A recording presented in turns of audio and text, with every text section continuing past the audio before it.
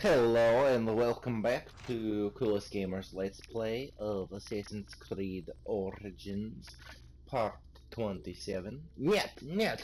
No! I don't want any more vodka! You do not give me more vodka! You know that this is the time of our Lord, and that Sunday it is the Sabbath. Since we come to Amerikanskis, we follow these traditions. Sorry about that, that is my wife. She is a real nag. She is a real pain in my raskuka, if you know what I mean. So we get an ability point. I want to use it. I want to use my new ability points for something good. So I get the overpower combo. It is nice. It's very nice. You basically just like stab a dude a bunch of times in the face.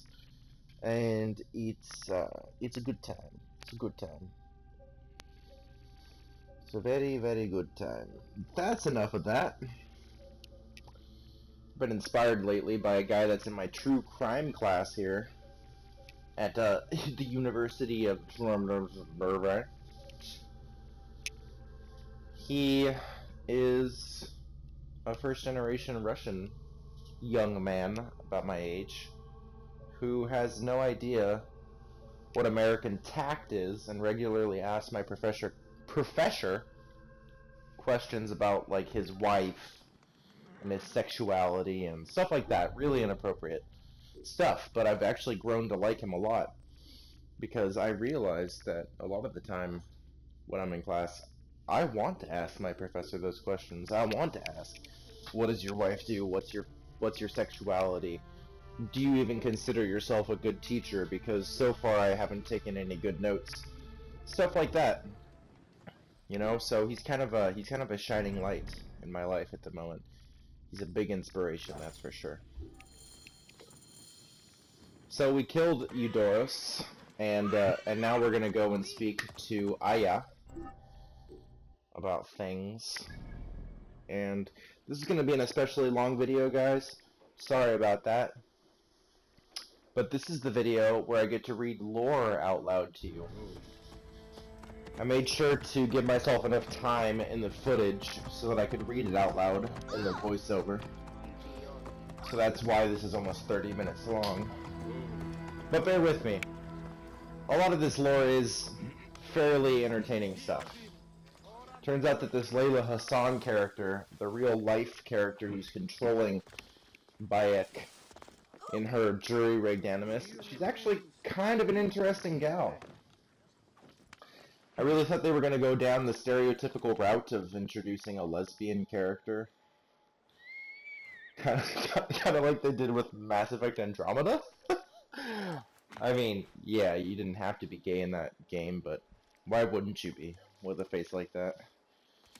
My dearest. Oh, I hope I don't trigger anyone.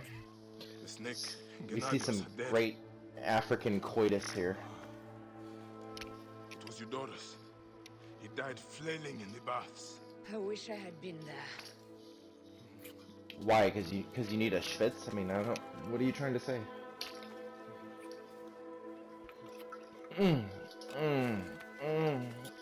Take me, Bayek. But let's both sit in Indian position. My wife. My wife. My wife. My wife. I didn't hit her. I did not.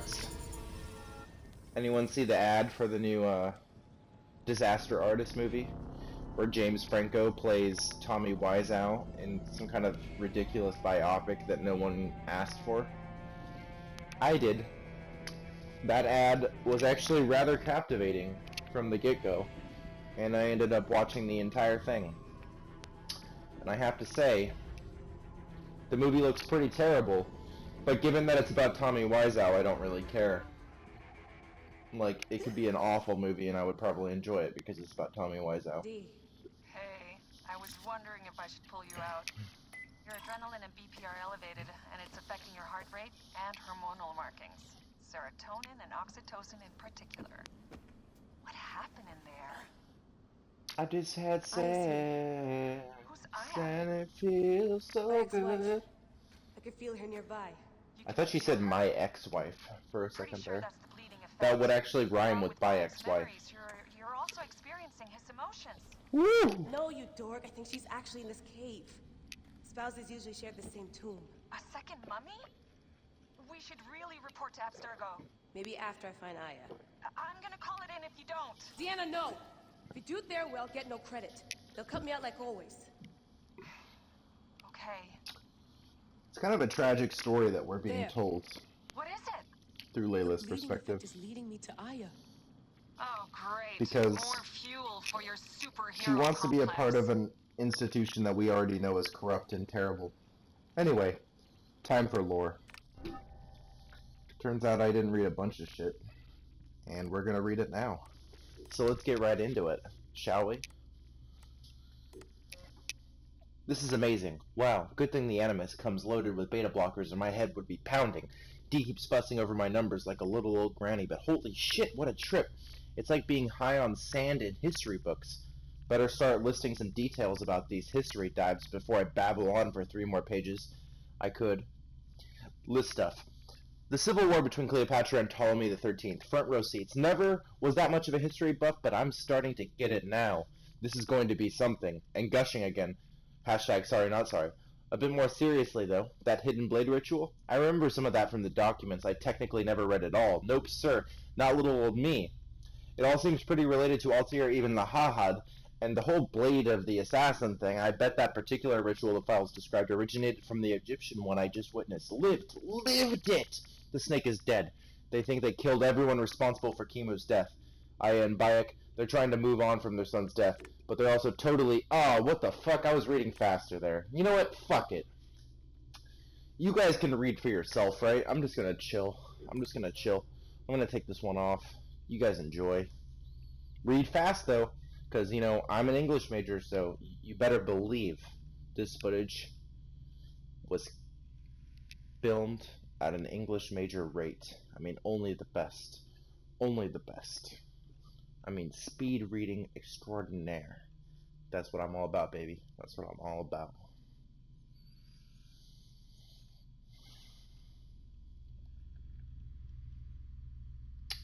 The basic gist of it is that she is trying to gather some influence with this Sophia Ricken character. And she gives her ideas for new Animus types and stuff like that. And Sophia essentially takes her ideas, implements them, and gives her no credit for it. So it's rather tragic. And she befriends Diana Geary, who is our little partner in crime here,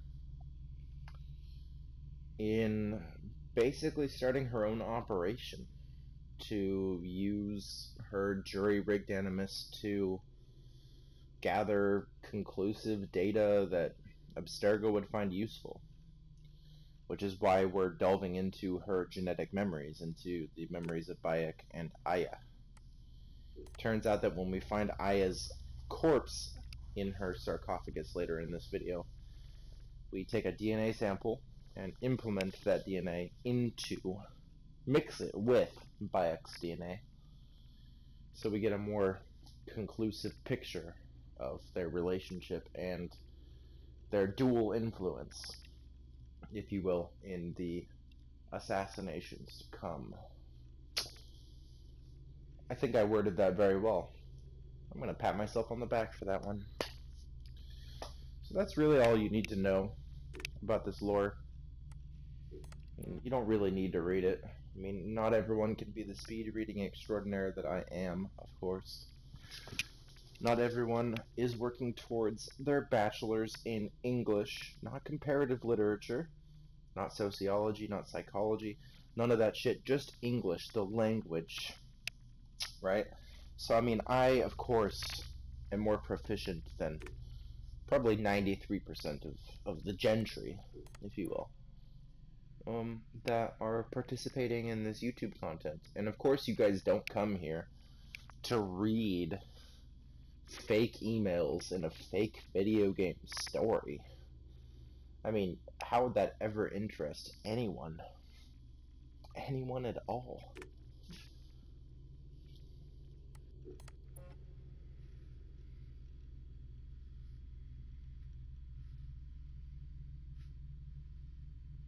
Which really begs the question, why am I uploading this video? But you know what? I don't fucking care. Do you think I even thought twice when I started this channel? When I started uploading these vids? No. I told myself, you like Assassin's Creed, and this game might be good. So how about you just gift the world with your beautiful, gorgeous, calming commentary, right? Of course. What else is there in life except for that?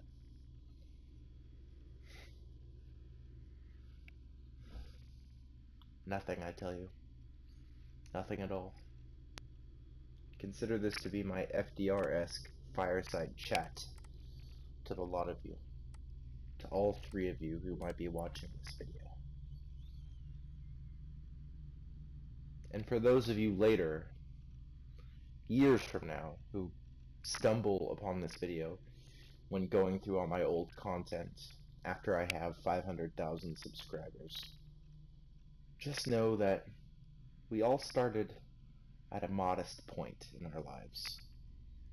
All of us realized that there was work to be done to secure success for ourselves. And this right here, this is my footwork. This is my effort to become prominent, to get my voice out there, to have people understand that I am one of the most eloquent, beautiful, amazing commentators of video game, specifically this video game, and video games in general. I mean, the average Let's Play channel doesn't even break 100,000 subs. Of course, that's going to be different here. Because how could it not be? I mean, you're dealing with coolest gamer. The coolest. The coolest there ever was. The coolest there ever will be. Not just the two-time. The all-time champion of video game commentary. You can't argue with that, that's for sure.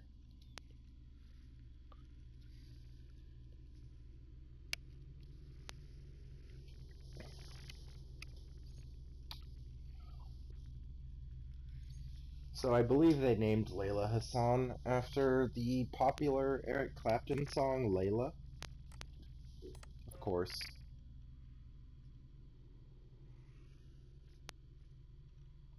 I mean, my mind makes these connections so easily.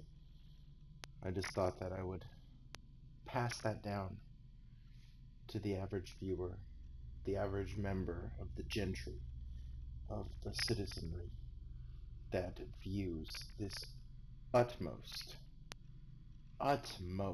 example of patrician art. Alright, I'm done with that bit. That bit got old fairly quickly. I'm just gonna go back to being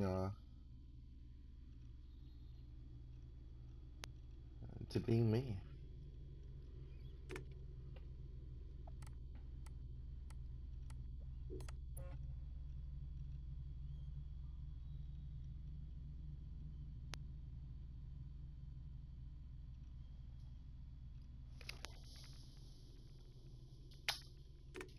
Alright, and I'm back.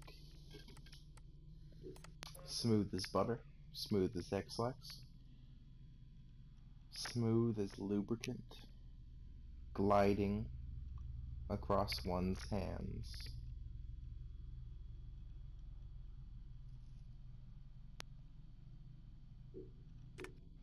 There are some things that you say out loud that you wish you could take back, but having said them, you realize you have to own up to them or else you are just infinitely lost. I have a new follower. Thank you, Ben Brown GXmus, for following me. I haven't done a Twitch stream in like over a week now, so I don't know why the fuck you're following me. I'm probably gonna have to send you a message directing you to my YouTube channel, because that, of course, is where it's at.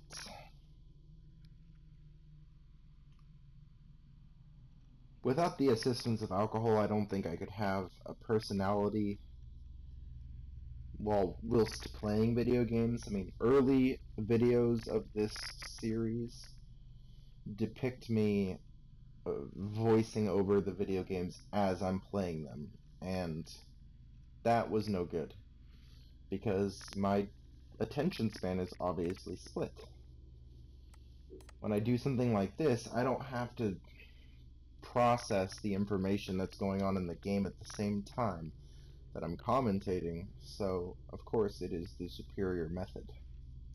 And I would recommend anyone who's starting out to do voiceovers, because it is by far the more relaxed, spontaneous, and I don't know, it's just the best. It's just the best way to do this.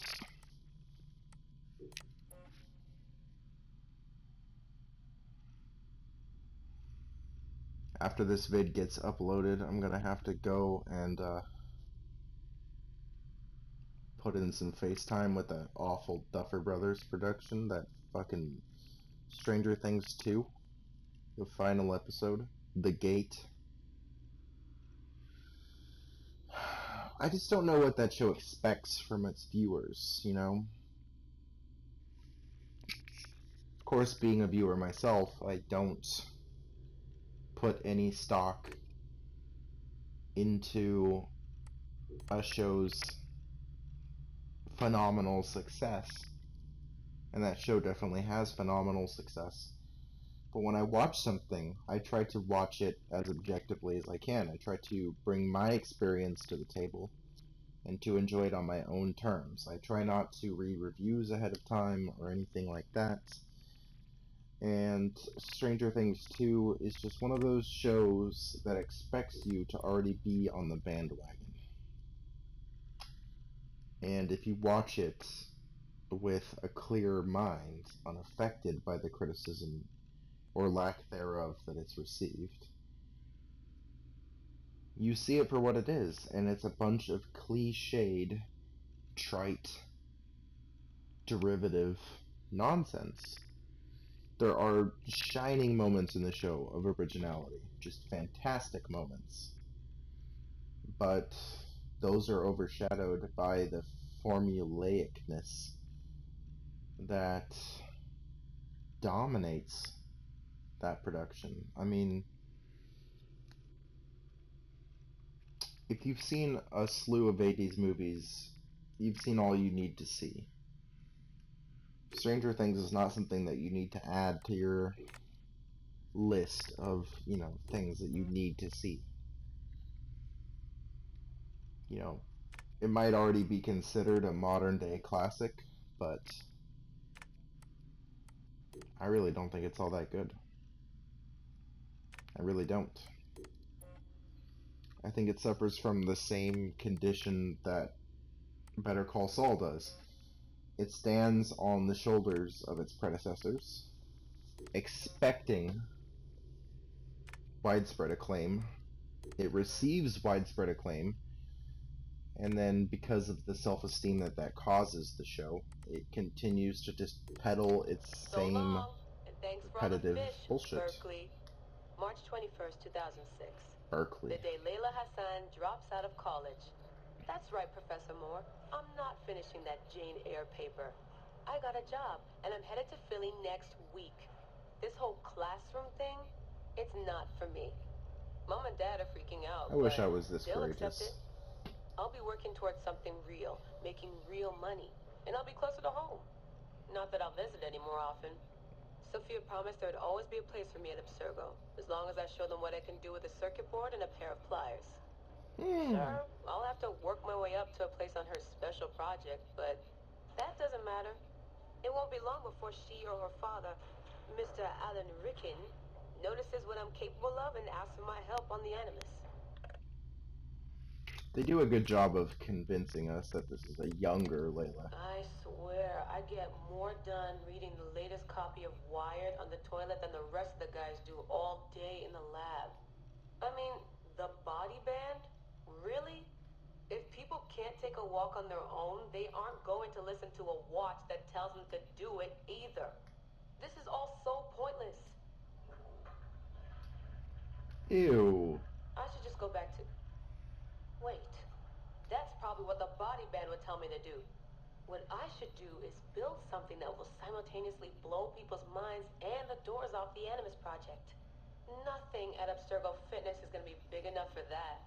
I'm bored as hell. But there's nothing like boredom to stimulate creativity. Yep. I think the body band needs a little adjustment to its language processing program. Someone walked into the bathroom at that point in the recording, and I'm pretty The sure right they were decision always alarmed. feels like home. My stuff's the same. My locker smells the same. It's like I never left. But I did.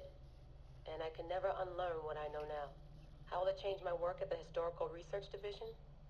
Hard to say. All I know is that it will. Our Dom booked us a lunch. Nothing fancy. She wanted me to meet Deanna Geary, my new medical officer. She looks like she was born in the middle of a cornfield, but she seems okay. I can't believe she left homemade cookies on my desk. I don't know why I told her about getting stood up last weekend. I never talk about personal stuff at work. At least it seems like I can trust her. You need that to stay alive in the field. Too bad most of Abstergo's tactical units don't consider trust a priority.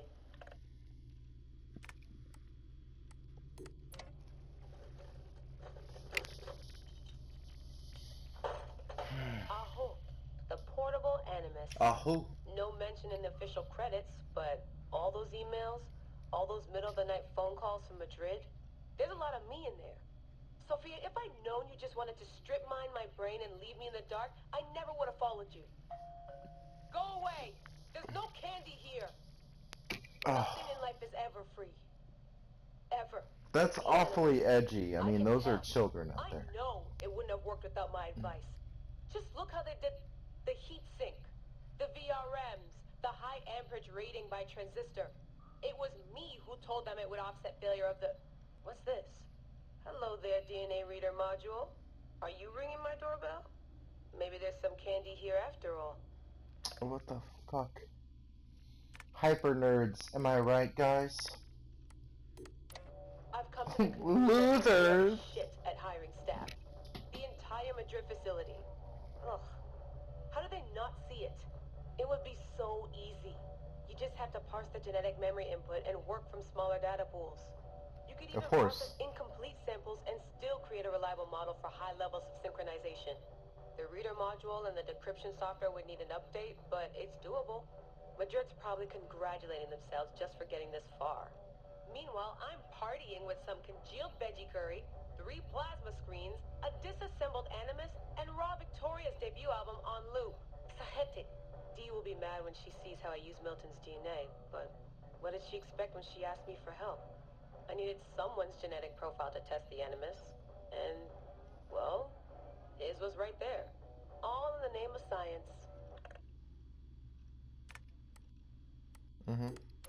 I like morning briefings.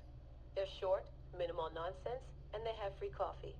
No downtime this week. Not good coffee, They're putting though. me and Dee on a plane to Alexandria 2 days from now.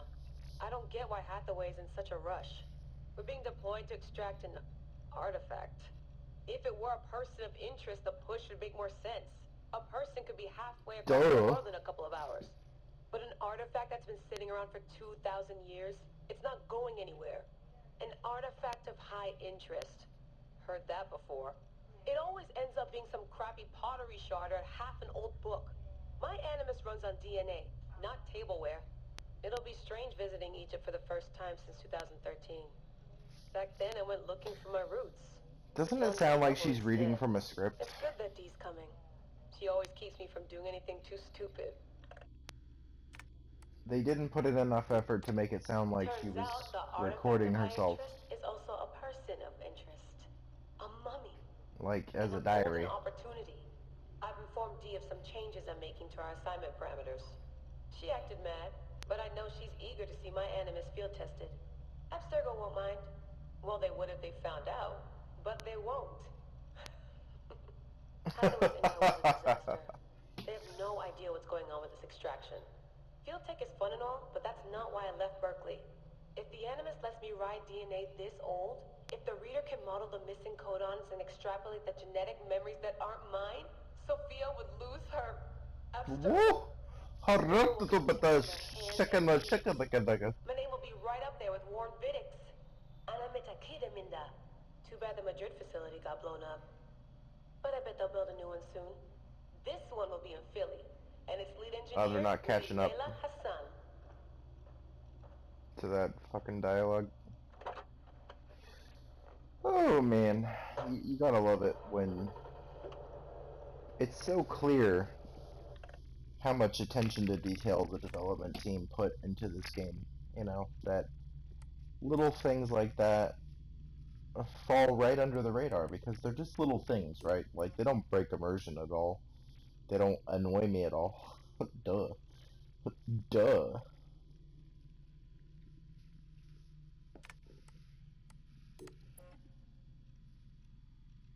Suffice it to say, Layla Hassan is a bad girl. Not to be sexist or anything. I mean, you can be a bad boy, too. That's fine with me. But she's taking a walk on the wild side. She didn't get accepted into Abstergo Industries. They're stealing her ideas. And she wants to make a breakthrough. She wants to bring them something that will truly blow their minds. It feels bad because Assassin's Creed 1 through 3, I was always working for the Assassin's Creed.